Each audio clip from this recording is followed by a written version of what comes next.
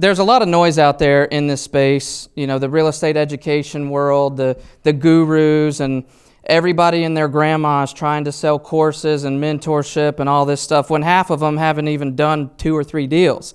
So it's hard to tell when you go on YouTube or wherever you get your education from. It's hard to tell what's real, what's normal, what's not, and what's possible. So what I want to help do tonight is go over basically a simple model on how to flip houses without using any of your own money.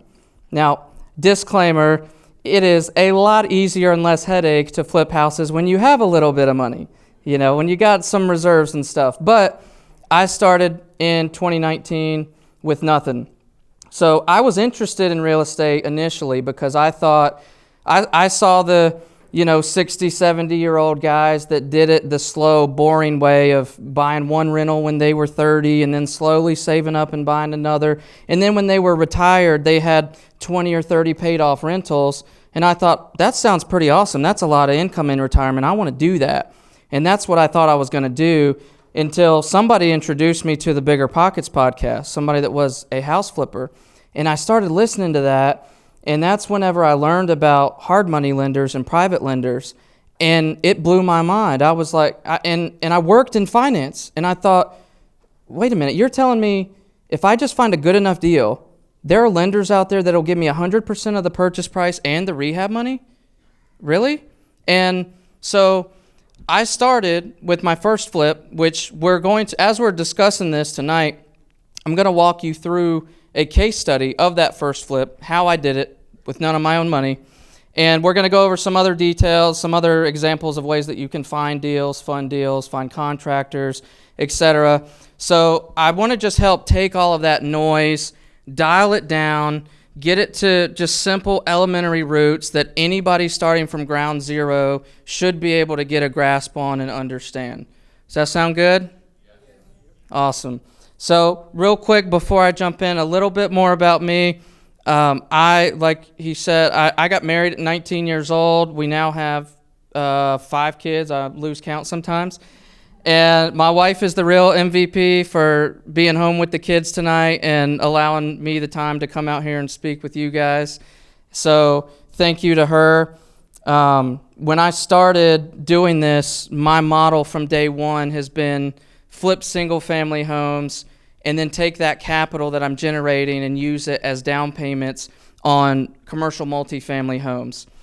And now, fast forward, only 5 years later, I quit my W-2 in finance a year and a half ago, and I now have 4 small apartment complexes totaling 60 doors and a 43-pad RV park, and I'm currently flipping between, if you include all of the flips in active rehab stage and pending sales that are already listed, and maybe 3 or 4 pending purchases in the pipeline, I've got, I think, 26 flips in the works right now. So I'm doing the thing. I've been doing it for 5 years. I don't sell courses. I don't sell memberships. I'm not an author. I have nothing at all to sell you guys. So I hope that you take that as credibility and authenticity and that you get something out of this. All right, let's hop in. So, thank you.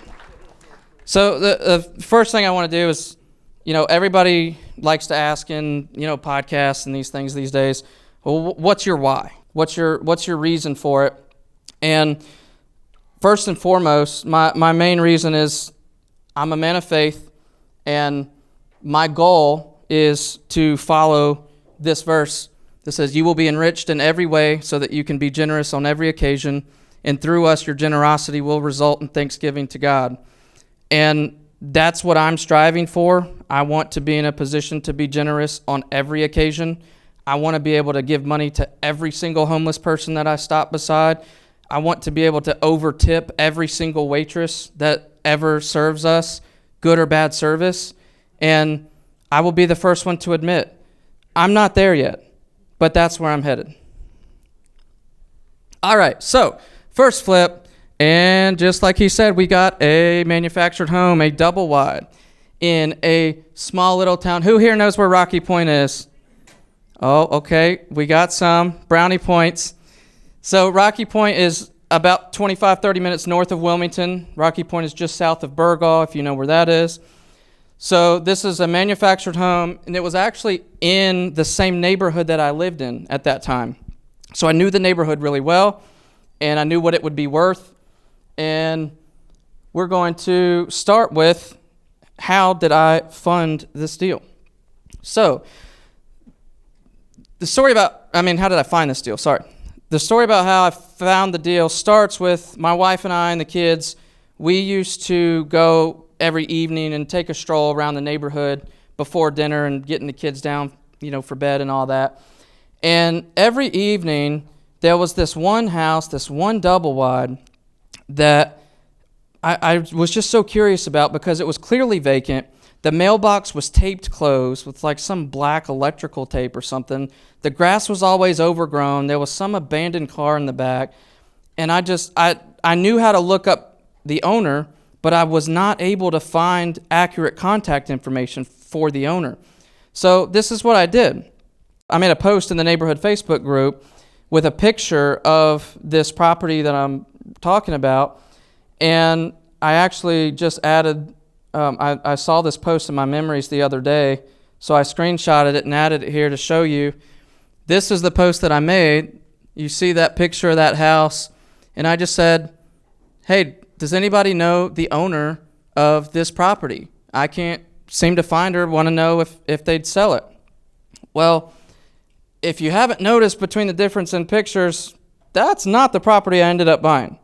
So nobody actually answered this question, but because I put in such a minimal amount of work to try to find a deal, because I made this post, somebody else in the neighborhood saw it, messaged me privately and said, hey, we're about to move in with our mother-in-law who's legally blind so we can help take care of her, and we can't afford 2 mortgages. Would you be interested in buying our property over on this street? And it was a street in the same neighborhood. And I said, yeah, sure. Do you know what you're asking for it? And then that discussion continued from there. And we'll get back to that case study in just a second. Before we do, gonna run down some other common methods to find deals. And I just want to forgive you for making any artsy folks jealous of how much work and energy went into the formatting of my slides. I know, I'm sorry. So, common ways to find deals. Wholesalers. Wholesalers, if you don't know, they are folks that put in the work, the time, the energy, the money to find deals off market directly with the seller, and they use any of these methods or others. But instead of actually buying the property, they just get the property under contract as if they are the buyer, and then they assign that contract, they assign the rights to purchase that property to an actual investor like myself. But they charge what's often referred to as an assignment fee for doing so. So wholesalers are a really great resource. How many wholesalers do we have in the room? Just see some hands? Okay, a handful. Everybody look around. We got, 6 in here. So that's why we come to events like this. This presentation that I'm giving you tonight is way less valuable than the networking that you should be doing in this room and the connections that you'll be making. That's the reason that you should go to as many of these types of things as you can, and also be involved in the local real estate investor Facebook groups. Like, I'm sure there's several Raleigh real estate investor Facebook groups. There's North Carolina groups in general. Join all of those. Keep an eye out for posts. Maybe even make your own posts asking to connect with wholesalers in those areas. You'd be surprised what you find. One thing that I've had a lot of success with wholesalers, because I'll tell you, and anybody that's worked with wholesalers or tried to will know, most wholesalers or wannabe wholesalers have no idea what they're doing. Their numbers are terrible. Their ARV is way overestimated. Their rehab budget is way underestimated.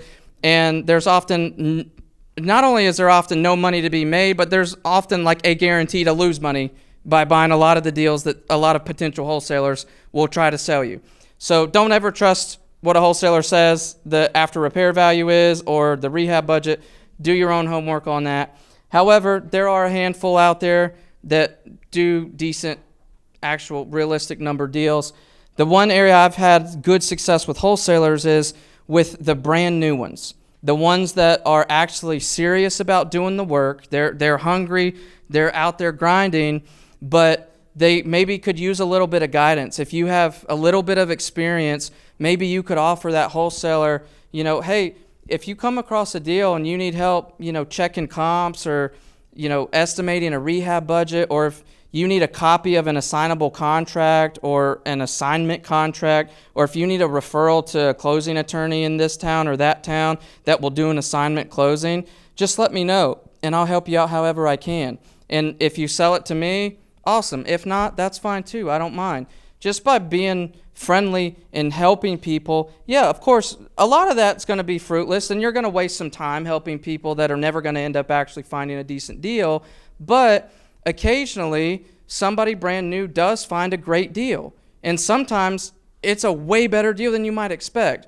And often because you're the one that was so helpful and they probably haven't done a ton of networking with, so they probably don't have a huge list of potential buyers, they're more than likely going to come to you, just law of reciprocity, to offer that deal to first. And so I have gotten several great deals from brand new wholesalers that it was their very first deal.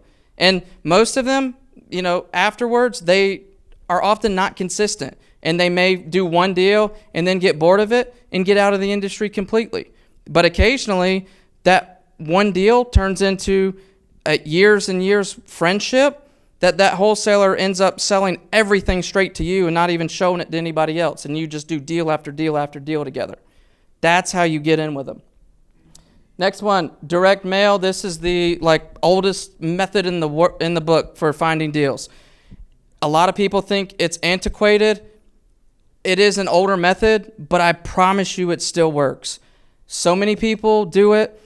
I believe the largest house flipping franchise company in the country that's their primary marketing method. They spend millions upon millions of dollars every year just blasting postcards all over the country, and it's just a numbers game. You send out enough, you'll get deals from it. Cold calling, this can be either done by yourself or you can hire somebody to do it. You can hire somebody either locally or you can hire VAs, virtual assistants. There are virtual assistants in the Philippines is probably one of the most common areas, and you can get virtual assistants for $3 or $4 an hour to just sit and cold call long lists for you. Here in the South, I haven't tried that method.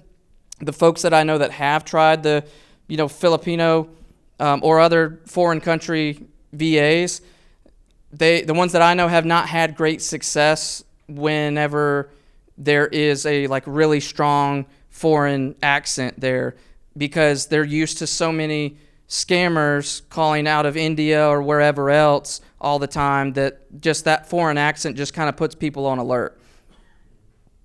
So another thing, blast text campaigns. This is a very, very powerful tool.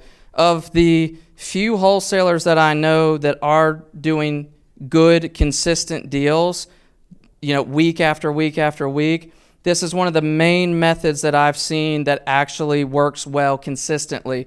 There's plenty of companies like Batch Leads or Launch Control, and there's a couple others where you can download their software, click to buy a list of addresses based on whatever criteria you want, and then go on and click a button to send 1,000 text messages out at one time, and most of those will let you send at least 1,000 texts per day. So you click one button, it sends them out, and then when you get responses from those texts, you can just kind of sift through those responses and take all the ones where they're cussing you out and put them to the do not text again. And then the others that look like legitimate responses, there might be a little bit of potential interest in selling, then maybe you pick up the phone and call those folks and try to get the property locked up. Next, SEO, search engine optimization. All that is making your website show up, rank highly on the Google results. Somebody does a search for Sell My House Fast Raleigh, and your website pops up on the first page without it being a paid ad. That's really, really powerful. I personally have really good SEO for my website in Wilmington. Most of the time, if you search a Sell My House Fast kind of search in any of those little towns around my area, my website is always page one, but often number one in a lot of those spots.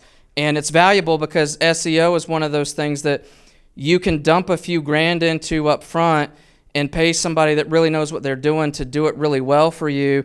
And then over time, every little thing you do, like getting on a podcast, and then in the description, that company puts your website address in the show notes for that podcast. Well, now that's another link to your website that the Google algorithms know, which increases your SEO even better, and it's more likely to show up. So it's kind of, SEO can be a little bit of money to get started, but it can be an evergreen source that builds on itself, that you don't have to, because I don't pay monthly for SEO work or anybody to do anything else on that for me, and I still get probably, 4 to 6 pretty high quality leads a month that come to me through that avenue. So, and at this point, they're free leads because I'm not paying anything extra for them. So social media ads, that is what it is. Facebook, Instagram, TikTok ads. You can either make your own ads and pay to have them put out there, or you can hire one of the 4 billion different companies out there that do it for you. Pay-per-click or PPC, that's just where you're paying Google to show your, like I mentioned earlier, when you do a search, SEO might be ranking high in the non-sponsored part of page one. PPC is where you're paying Google for them to put you at the very top or second on the sponsored side, the paid ones. And you're basically, it's called pay-per-click because you're basically paying in a certain dollar amount per click that when somebody clicks on your website. So there's a million other ways that you can market to find deals. Anything you can think of, door knocking, whatever. Anything that you can do to talk to anybody is a potential means of marketing. And at the end of the day, people often ask me, well, what works the best? What should I do? What do you see the most success with? At the end of the day, every single one of these methods work. All of them do. The key is consistency. Pick one and commit to it and do that one. And then after you've had a little bit of success, you got some money in the bank from getting a couple deals, then maybe you keep that one rolling and then add another marketing method to it. And then eventually you get to the point doing that where you've got 5 or 6 or 7 different marketing channels all working at the same time, getting people from different angles and different demographics. Because the demographic that you're going to reach from a social media ad is a different demographic that you're going to reach from a newspaper ad. So here's one of my favorite slides, just because for whatever reason it makes me smile to look at. So I had a billboard a couple years ago, and what's really funny to me is how many people, when I took a picture of this and I posted it on my Facebook page, how many people, friends and family and acquaintances, comment and like and stuff, and they say, congratulations, as if I had somehow made it by getting a billboard. And I was like, what exactly are you congratulating me on? Spending money? Like, you understand that anyone can get a billboard, right? Like, remember last election, somebody in Wilmington actually paid money to get a image on a billboard of Joe Biden licking an ice cream cone. You can literally put whatever you want just about on a billboard if you pay for it. So fast forward to, I only had that billboard up for about 4 months. And I know everybody is going to want to know, well, did it work? Absolutely not. I did not get a single phone call from that. I did not get a single additional online inquiry because of that. The only thing that it might have helped with some is brand recognition and or credibility. Because of where it was located, coming towards Wilmington from the smaller town of Rocky Point that I live in, I was able, when I had appointments with sellers in that area, I was able to kind of reference that when I'm in that seller meeting and say something like, oh yeah, you may have seen our billboard up there by the hardware store. That's us. And they're like, oh, that's you? Yeah, I have seen that. So it may have added a little bit of value. Was it worth the, I don't know, $700 or $800 a month that it cost me? I don't think so. Do they work? Maybe. I don't see, even the biggest name company in the world, at least in Wilmington, I hardly ever see them have billboards out. I think when they do, it's more so just to help keep up with the brand recognition. I could be wrong. Maybe I'm just not doing it right. Maybe my design absolutely sucks. So maybe you shouldn't listen to me. So where are we going next? Where to start? So to start contacting these sellers to try to find these deals, you have to know who are you contacting. So you got to start with a list. And you can do one of two things. You can either buy a list or you can build a list. So if you choose the build a list route, you can do what's called driving for dollars. That's where you get in your car and you download it. I mean, I've seen people do that, handwrite this with paper. Please don't do this. You can download an app where it helps you like pinpoint those properties as you're driving by that look distressed to help you build that list. And when I did this a lot when I was starting, I used this Landglide app, which I haven't looked at in a while, but I know when I used it, it was only like $10 a month, and you could cancel it any time. So if I wanted to use it and build a list and then immediately cancel my registration, I could. But basically, it just follows you around on the phone like GPS as you're driving, and you see the little shapes of houses beside the roads on your phone, and you see a house that, you know, looks like it needs a new roof, the grass is 10 inches high, or whatever other signs of distress that you might think of. You just click that house on the map and click the little thing to drop a pin on it, and then whenever you're done, you go back home, you click to export that list to an Excel file, and it splits out a huge list of the property address, the owner information, the owner mailing address. It doesn't give you the owner's phone number. Usually you have to pay software extra to do that, which is called skip tracing.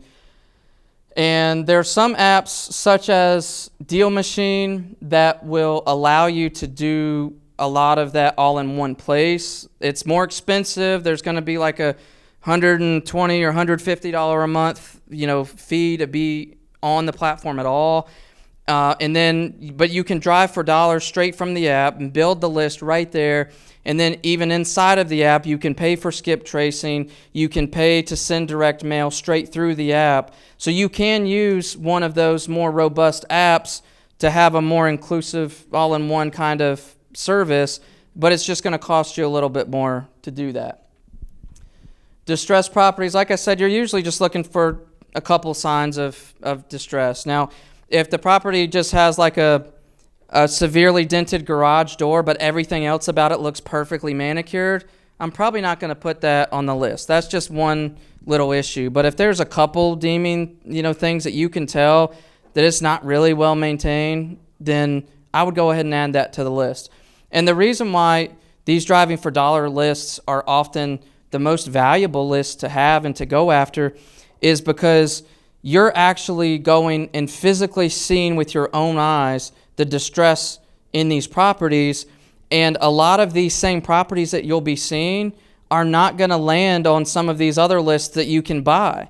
Because when you go to, so this other option is you buy a list from somewhere like ListSource or PropStream, and you set whatever parameters you want. Some of the most common ones are non-owner occupied, just meaning that the owner of the property does not live in that property. So it's either a second home, vacation home, a rental property, what have you.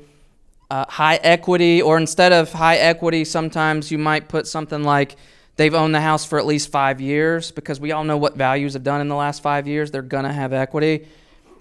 Pre-foreclosure. There's dozens of different filters you can click for these different list sources whenever you're buying them, and you can stack those filters to narrow them down and try to get the most potential distressed or motivated sellers. But like I said, a lot of the properties that you add to your driving for dollars lists may not show up. They may not fit the bill for any of these. They may be owner occupied. And if you checked that box, it's not on this list that you paid for. So driving for dollars can be very valuable. The biggest drawback, obviously, is just the time. You know, in my experience, when I did driving for dollars, on average, you know, being pretty efficient and doing it in the time of day where there wasn't much traffic in and around neighborhoods and stuff. For me, personally, I found typically between like 9:30 and 11 a.m., you know, for me was prime time to be able, least traffic, to be able to go and safely do this and build a list efficiently. But on average, it took about 30 to 35 hours total for me to build a list of 1,000 properties.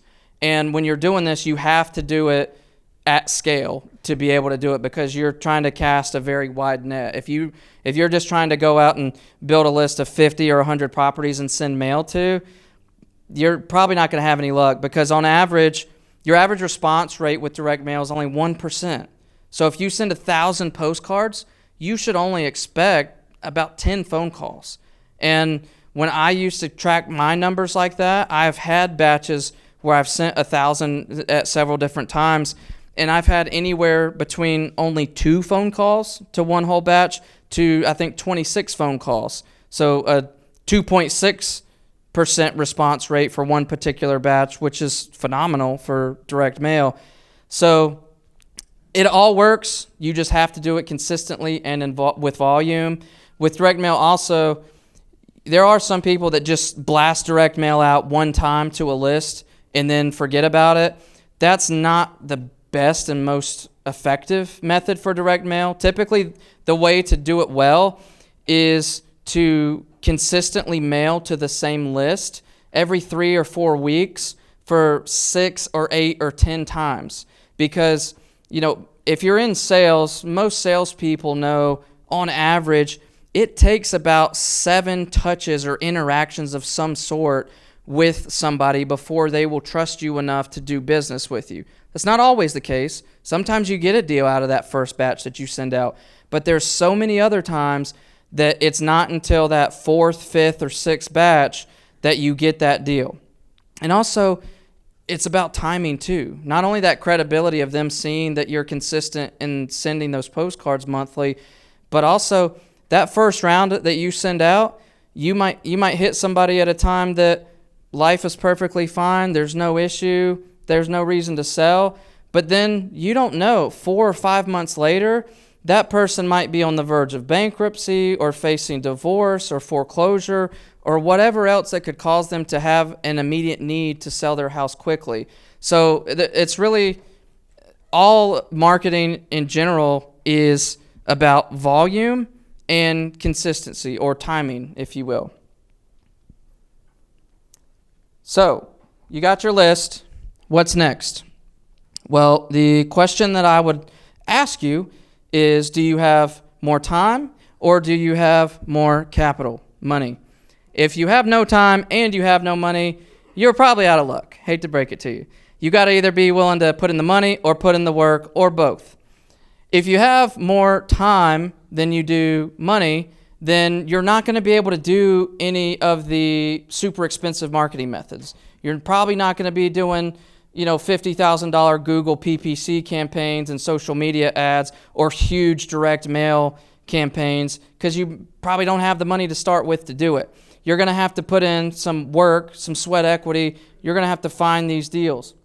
You can do any of the methods that we talked about that don't cost money. You can cold call yourself. You can text yourself. Ringless voicemail, you'd probably have to pay a software to be able to do that. You can door knock. You can go to your county. Some counties, this is public information that's online. Some you have to actually go to the county office and get a list of pre-foreclosures. Get a list of properties that are scheduled for auction. because with those, if you actually close on the purchase of the property, even if it already went to foreclosure auction and the auction, somebody won the auction and it's in the 10-day upset bid period, if you close on it before that 10-day upset bid period ends, you can still buy it completely legally. And so if you get some of those really high motivation lists, you can go and just specifically target and door knock those handful. And I recently had one that we sold probably about a month ago now that was actually my highest sale amount and highest profit amount of a flip to date. There was this big house in Wilmington that came with a 30-foot deeded wet slip that it had gone to the foreclosure auction. It was in a 10-day upset bid period. And then 2 days before the end of the 10-day upset bid period, the guy submitted an inquiry to me through my website because of SEO. Well, I was in the hospital at the time because my wife was in labor with our 5th child. So there was no way, I didn't care how good of a deal it was. Mama ain't raised no fool. I wasn't trying to go leave that hospital to get that deal if I wanted to stay married or alive. So my acquisitions manager, Gavin, he was incredible. I told him this deal looked too good to be true. I told him, looking at the numbers, I'm like, Gavin, certainly this is going to get bid up again, and it's going to reset that 10-day upset bid period, and then we can worry with the seller about getting it under contract quickly and closing. It's like, I'm not really too worried about it. I can't get out of here, go to the bank, get a cashier's check for the deposit to be able to put the bid down on it. I was like, let's just let it get up bid again, and then we'll pick this up in a few days.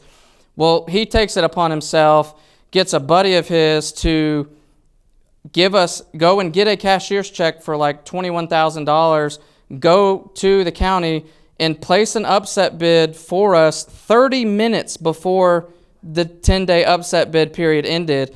I was wrong. I thought it was going to get bid up over and over and over again because it was such a good deal. And usually those auction properties do get bid up to a price that doesn't make sense for most investors. And like I said, I was wrong. So he gets the upset bid period restarted. The 10-day clock starts again. The next day, I got it under contract with the seller for an 8-day close, so we could close before that 10 days expired. We bought this property for $490,000. We put around $105,000, I think, into it. We sold it off market, mind you, for $1 million. My net profit on that one deal, after holding costs, interest only to the private lenders on that deal and everything, my net cost before paying my project manager or my acquisitions guy was $290,000. And after paying my acquisitions guy a fat check for getting such a good deal because of the commission structure that he set up on, and after paying my project manager 10% of the net profit, I still walked away with a net profit of $209,000 on one flip. So that doesn't happen that often. It's not super normal. Don't think it is. But when you do this consistently, you're in the space, you're there. You know, there's a saying that I really like. I forget where it comes from, who said it, but it's something like, opportunity of a lifetime comes across about twice a year if you're always looking for it.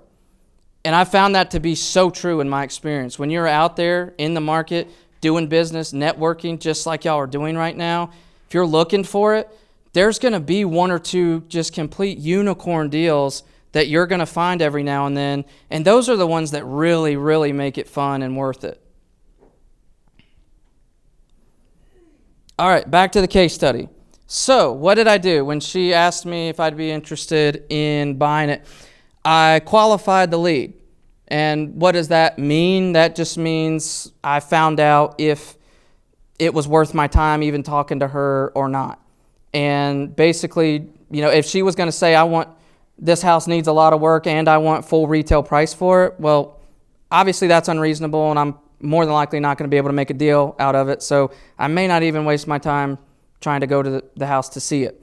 And especially when you're just starting, I would recommend going to any appointment that you can possibly set. Even if they say they want full retail for it, just go. Get the experience, talk to the people, get better with negotiations.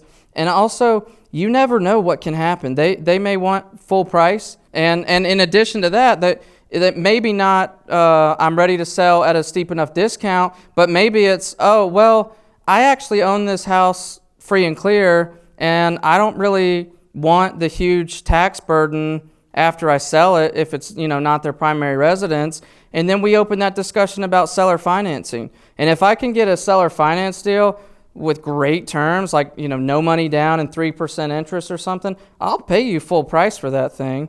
I might pay you more than full price for that. If I'm getting terms that good, like a 30-year AM with no balloon or something like that. Yeah, so get the appointment every time, especially starting. And if you get to a point where you got too many just bad appointments wasting your time, then maybe it's okay to qualify the leads over the phone a little bit more. So first, you need to know what makes a good deal. What kind of numbers am I looking for?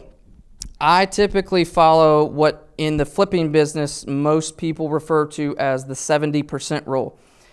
70% rule means that my total purchase price plus rehab costs combined do not exceed 70% of the ARV, the after repair value. So to give you a basic example, if you come across a really small property or double wide that fixed up it's going to be worth $200,000.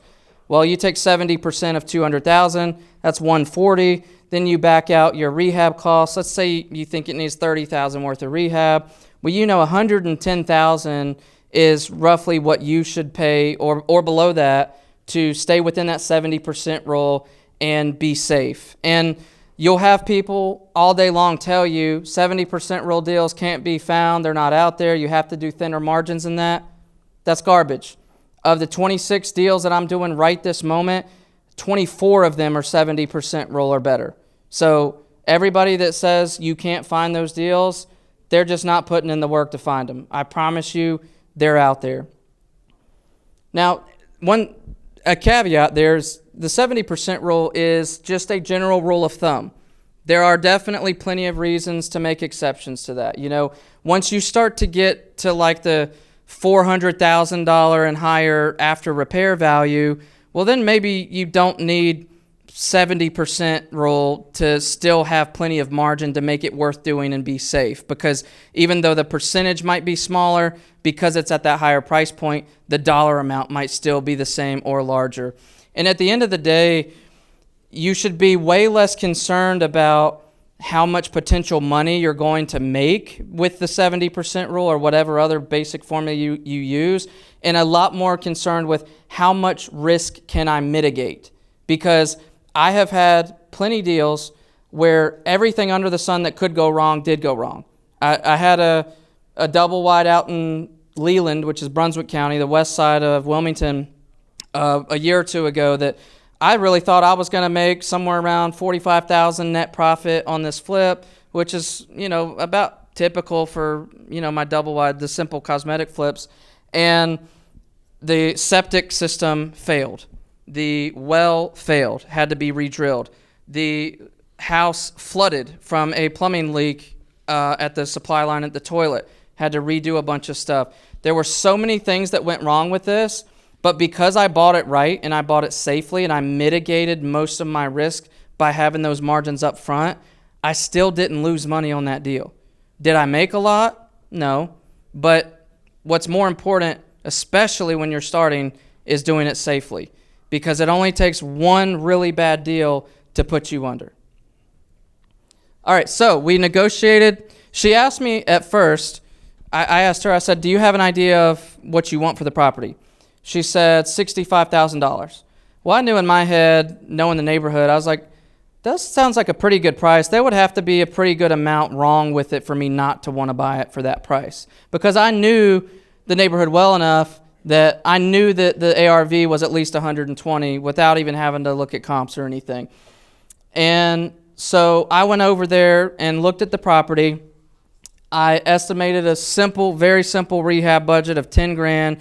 We were not doing much at all. We were replacing some LVP, and not even having to paint the whole house, just like one bedroom and one wall needed to be painted. And I didn't know what I was doing. If you look up that address today, you are going to be so embarrassed for me about how like poor of a quality flip that is, and the finishes and everything. Like, I didn't really know what I was doing or what would bring value to the property. So I was just trying to do the absolute necessities, with still being ethical, of course, not hiding any damage or anything. But it was just still flat out ugly. So if I was redoing it today, there's definitely a few other things that I would do to make it look a little bit better, have a little bit more appeal, and perhaps it would have even sold a little bit more. But hindsight's 20/20, right? So rehab budget $10,000. Obviously, you can tell 60 plus 10 is 70. That's a decent amount lower than 70% roll. So very first deal, this is a very first example. 70% roll deals exist all day long. So one thing that I did use to help me negotiate that lower price, when she asked for 65 and I looked at the property, I came back and I asked her, I said, this is a little bit more work than I kind of expected, but that's fine. We can handle it. But if we cover the closing costs for you and there's no realtor commissions, would you be okay with doing $60,000 for me?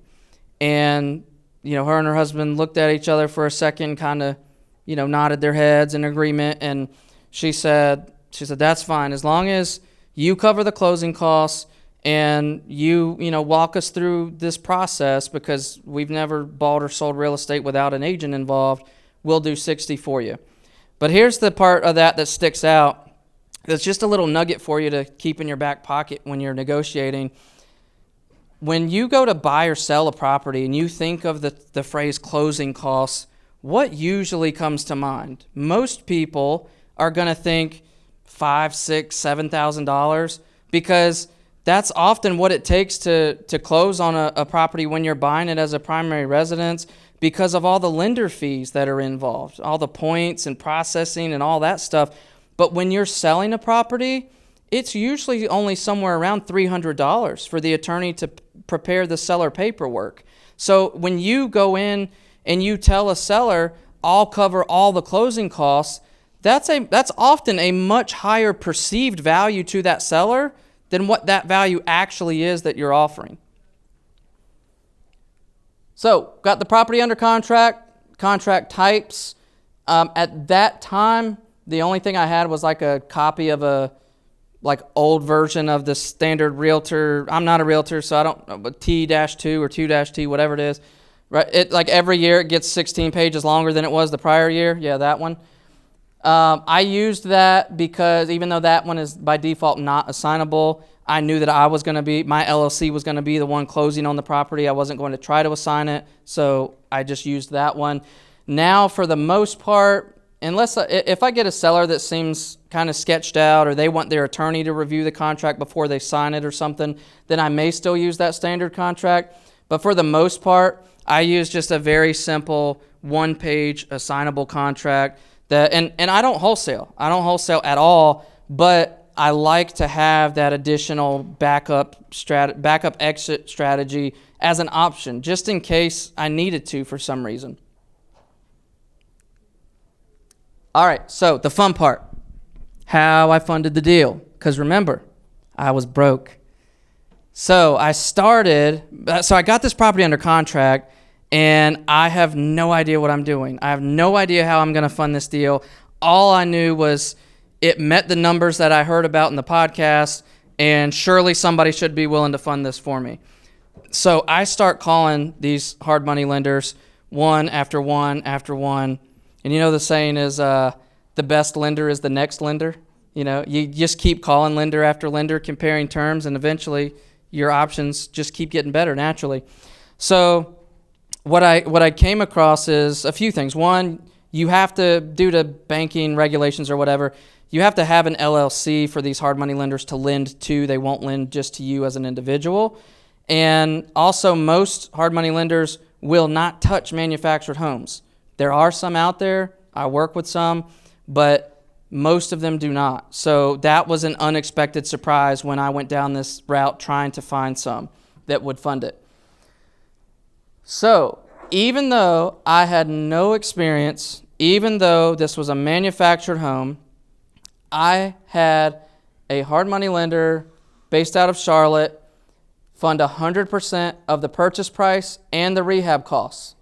Now, that they still held the $10,000 for the rehab in an escrow account after closing that they would not release until after the work had been completed. That's just a typical draw schedule for when you're doing a rehab on a property. It's normal for these lenders not to just give you all that rehab money up front, because if you just took it and went and blew it, well, then now their loan is even higher on a property that's not worth anymore, and thus making their collateral a lot less safe for their loan. So 6-month term, it was 3.5 points up front. And if you don't know, a 1 point is equal to 1% of the loan amount. So in this case, the loan was for $70,000. 1 point would be $700. So I had 3.5 points and 12% interest-only payments, paid monthly. So that equates to 1% interest per month. And they had different options. They said we can either do a full doc loan where you provide your financials, you provide your tax records, your credit score, all this stuff, and you might be able to get a slightly better rate. Or we won't check any of that stuff. We'll lend solely on the property, just called asset-based lending, and the interest rate might be slightly higher. And since I was in a decent financial standing, even though I was broke, credit-wise and income-wise, I went with the full doc loan. So I'm not sure how this would have changed a little bit if I had done no doc, but it wouldn't have been significant. Maybe another 0.5 point or maybe 13% instead of 12. So even though they funded 100% of the purchase and rehab, I still had to come to the table to get this closed with about $8,000 because of the 3.5 points that they charged, plus any other closing costs, attorney fees, etc. Well, I didn't have $8,000 because what we already established. I was broke. I was broke. And so what I did was this is funny. A lot of people get a kick out of this. So in a way, I leveraged a credit card by using Venmo. I don't know if you can still do this or not this way, but back then we had a credit card that had a decent limit on it. I took my Venmo account and my wife's Venmo account, and I sent my wife $1,000 or $2,000 at a time because it wouldn't let me do the full $8,000 at once. It was several smaller transactions over a series of several days. But I took that money, I sent it from my Venmo account. It charged my credit card, the $1,000 I was transferring plus the $30, the 3% processing fee or whatever. I sent the money to my wife's Venmo, and then I sent it from her Venmo back to my own Venmo. So then I had $1,000 cash in my Venmo that I was able to cash out of into my bank account. So then I actually had the $1,000 in my bank account. So that was one way that I basically did a cash advance on a credit card through Venmo until I had enough money to get this thing closed. I'm telling y'all, I was broke. So the other part of that is the rehab. And you may be wondering, well, Jason, you said the rehab cost you $10,000, but you didn't have the money for it, and the lender wasn't going to release the $10,000 to you until after the work was completed. So how did you get the work done? Two ways. Part of it, the part that was material costs, I purchased with the credit card. The other half that was the labor costs, I had the handyman that did the job for me, since he knew me personally and he understands what a draw schedule is in construction. He agreed, since it was such a small job that only took a couple weeks, he agreed not to get paid for his work until the job was completed, and I got that check back from the lender. So when we completed the work, I submitted the draw request with the lender. They sent somebody to take photos just to make sure the work actually got completed, and then they released that $10,000 to me. And I used that $10,000 to pay the handyman and to pay back the material costs from the credit card that I had spent on it. Other ways to fund deals. Obviously, regular bank financing, your government-backed products, your Freddie, your Fannie products. You can do any of those. You can buy investment properties in your own name, up to 10 mortgages, and there's other ways around that once you get above that number, so don't let that part worry you at all. But usually, if you're doing it at any kind of scale, you're usually buying them in the name of LLCs anyway, so you may not be doing a ton of that. Private lenders are a really great source for getting short-term funding.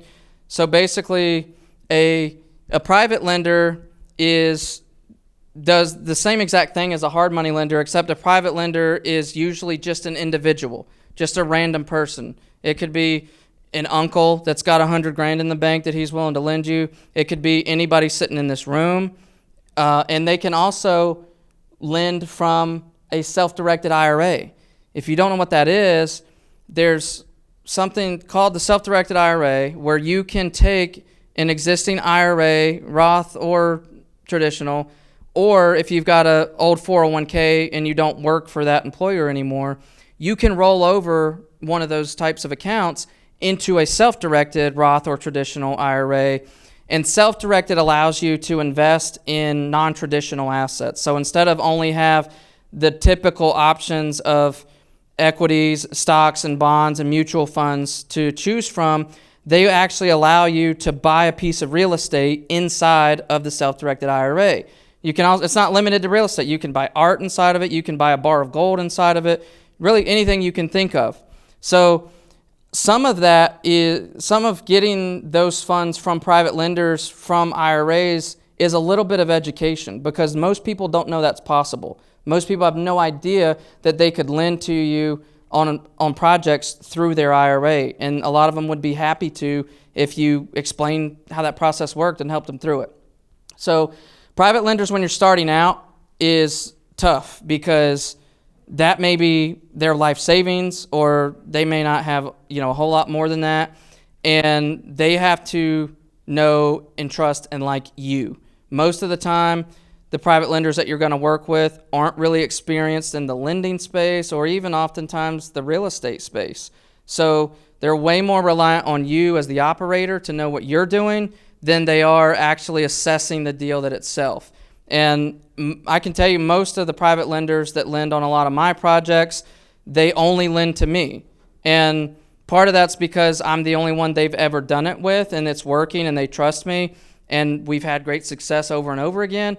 And part of it's just because most of them don't have much more capital available to fund more than one deal at a time. So if they're lending on one of mine, they may not have funds available to lend on somebody else's. So how do you find these private lenders? You find them in rooms like this. You find them online.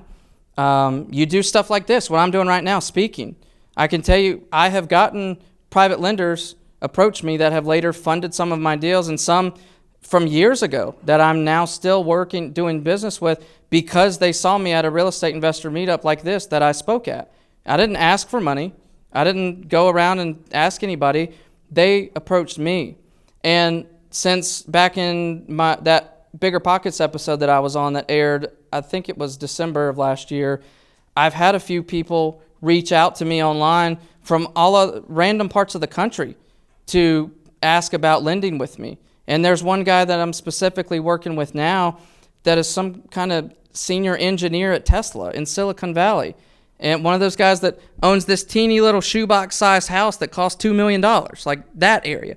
But him and all of his buddies that work at Tesla and other places in Silicon Valley, a lot of those guys are sitting on a lot of capital, and they have no idea where to put it and what to do with it. They're looking for opportunities.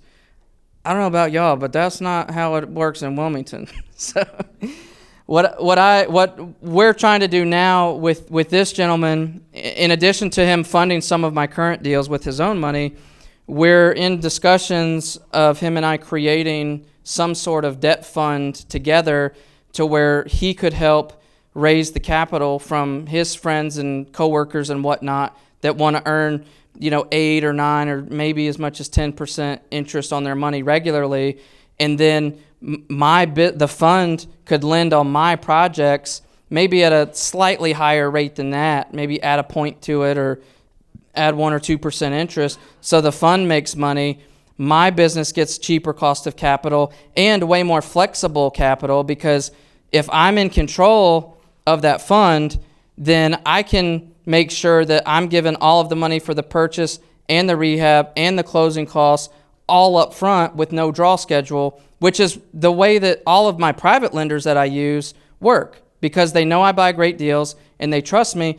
I get all of my rehab money up front with those, not with the hard money lenders that I still have to use on occasion, but with the private lenders. So a lot of times when I close on a new flip, I'm actually walking away from the closing with a check instead of having to wire money. And if you can imagine on a slightly larger scale, when you're doing a dozen, 2 dozen flips at a time, for liquidity's sake, that's a game changer. That's a big deal. So HELOC, home equity line of credit. If you own your own house and you have a lot of equity in it, you may be able to go to a traditional bank and they'll give you a line of credit. It's basically just a credit card that's collateralized in the second position against your house that you can use and pay off and reuse and pay off and reuse, just like a credit card, over and over and over again. If you have equity in your home and you want to be able to tap into it to do some investing, that is a very powerful way to do it. Seller financing is exactly what it sounds like. Instead of you getting a loan to buy the property, the seller, if there's not a mortgage on the property, if they own it outright, they might agree to finance it to you, where you pay some sort of down payment, or maybe not, and then you pay them principal plus interest, exactly the same as if you were paying it to a bank. And there's all kinds of benefits of that to both you as the buyer and the sellers as well. Definitely you want to know all the ins and outs of that. Seller carryback, a little different. You basically close on a property with financing, and then after you've closed, the seller then lends you back some amount of money in a second position. So sometimes you can come with a down payment to the bank who will close the loan, and then the seller will give you all that money that you put down back as a second loan, so you get all your money back and have no money into the deal. It's doable. Subject to is when you're buying the house, subject to the existing mortgage. The existing mortgage stays in the name of the seller. A lot of people that haven't heard of this don't know that that's even legal. It is, but there's risks associated with it, and you got to do it very carefully. I've done one before, and it worked fine. I don't particularly like the idea of them for long-term holds, though. I only did it to buy a flip, and then I resold it. Novation is basically you have the seller agree to receive a certain price after a set amount of time, and they give you permission to either put your own money into it and then list it and resell it, or you just list it and resell it as is while they still own it, but then when you sell it, they only get that amount that they agreed to, and you get the difference. There are other risks associated there, and you have to do that carefully as well. So don't just go out and try any of these things before you're really well up to speed on them. So I already told you how I renovated the property. Super basic rehab. Other ways to find contractors, referrals, active job sites, look for the dumpsters in the driveways, online searches. Don't sleep on Craigslist and Facebook Marketplace. A lot of people are skeptical of these guys that are advertising on there, but you never know. They may be a great handyman or contractor that's just brand new to your area. So don't necessarily just write those routes off because of that. Final outcome of the case study. Total hold time, 5 months. Well, Jason, it took 14 days to renovate. Why did you hold it for 5 months? Well, because COVID happened. And I had the contract, the buyer fall through, not once, not twice, but either three or almost three. No, I think it was 3 times. And then I think it was the 4th one almost fell through, but we salvaged it. So even with that longer amount of time than I should have needed, all in all, I paid that between the points and interest to the hard money lender. They made about 11 grand off of me. I sold it for 125 minus 5,000 seller concessions. So my expected ARV was 120, was right on the money. My net profit after everything was accounted for, except for any tax liability from it, was a little over $26,000. Other thing, This is important. Everybody always asks me with any property I flip, especially when it's a stick-built house, is, well, Jason, why did you flip it? Why didn't you hold it? And in this particular example, one of those reasons is you oftentimes can't get long-term investment mortgages on manufactured homes. There are a couple out there now that have come out of the woodworks that will do them, so it is possible, but I don't know that the rates are super favorable. But the bigger reason is return on equity. People always talk about return on investment, ROI, but often ROE, return on equity, is often forgotten. And basically what that just means is the equity that you created in that property are you getting the best use of that equity, leaving it there in that flip, or could you get a better return if you took it out and put it somewhere else? So if, say, for example, you flip a house and you got 70 grand in equity in it, you know that if you burr it with interest rates so high, if you're lucky and you did it great, you might cash flow maybe a pure net cash flow of, I don't know, $100 a month. Is $1,200 a year a great return on $70,000? Or let's say even if you sold it for 70, paid realtor commissions, whatever else, let's bump that down to 50. Is $1,200 a month a good return on $50,000? Or no, $1,200 a year a good return on $50,000? No, that's 2.4%, right? So what I do is sell the property, pay whatever closing costs, sales expenses that I have to, take that money, use it as down payments on commercial multifamily properties where I can get a lower cost per door. So that balance of what rents I can receive compared to the price that I can purchase it for is more appropriate for long-term holds. I get a much better, much higher return on my equity leaving it in the multifamily property than if I were to leave it on the single-family property. And I know a lot of you are probably thinking, yeah, but if you sell the flip, then you got to pay a whole bunch of taxes because you made all that income. That's a very valid concern. However, if I'm putting the money into other real estate that I can then do a cost segregation study on, if you don't know what that is, write that down, cost segregation, do more research on that. You can take a bunch of bonus depreciation, get a lot of depreciation in year one to offset all of your flipping income. All right, last thing to leave you with here is a little piece of motivation. This was only like the third or fourth deal that I ever did, I believe. This is a single wide trailer on land in Leland, just west of Wilmington in Brunswick County. I purchased this single wide trailer on land that was in perfectly fine rentable condition with a tenant from a wholesaler for $15,000. Don't ask me how he got it cheap enough to assign it to me for that. I have no idea. I don't know why he thought it was worth so little. He thought that the ARV was $60,000. I knew that the ARV was at least $90,000. But so between that great purchase plus the fact that the market went up pretty quickly for these homes right at that time, I owned this property for only 7 months. I ended up selling it 7 months later for $98,000 to a cash buyer with the tenant still in there. And I took that $98,000, I did a 1031 exchange so I didn't have to pay taxes on any of that profit there, of that difference. And that, roughly $90,000 proceeds from the sale that went into the 1031 exchange was exactly enough to cover my 20% down for the purchase of this 8-unit building that I found off market. That was just an insanely, ridiculously good deal as well. That it was, as is, worth around $900,000 when I bought it. I bought it for $450,000. I used for my 20% down on my commercial loan of $450,000. That all came from this 1031 exchange, which came from this property that I bought for $15,000 that I borrowed from somebody else because I was broke, remember? Now, this property is worth, I don't know, $1.2 million, and I owe like $325,000 or so. So you're talking, I don't know, $900,000 of equity in a deal, and this is roughly 3 years ago that I bought this. So I just wanted to give you this one little example to give you a little bit of motivation or inspiration, because I know we all hear stories like this on the podcast, but we don't always know, is that actually true? Is that real? Is that possible? I've got receipts for all of it. I can, if you don't believe me, send me an email. I'll send you the settlement statements for every single piece of it. It is possible. If you're consistently in the weeds doing the work, you will find deals like this. I promise you. This is my contact info, business name. That's the website there.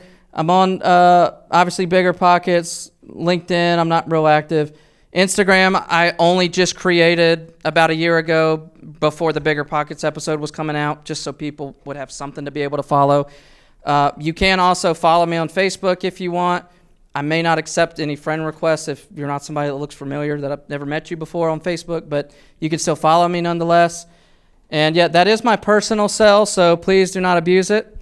And I just want to thank you guys. I hope I've helped inspire a little bit, give a little bit of clarity from a high-level view. And I hope that if there's any terms in here that you saw or learned tonight that you don't know or understand, know what they are, I encourage you, go back home, do some more research, learn about it, go down those rabbit trails, expand your knowledge base, because knowledge is power.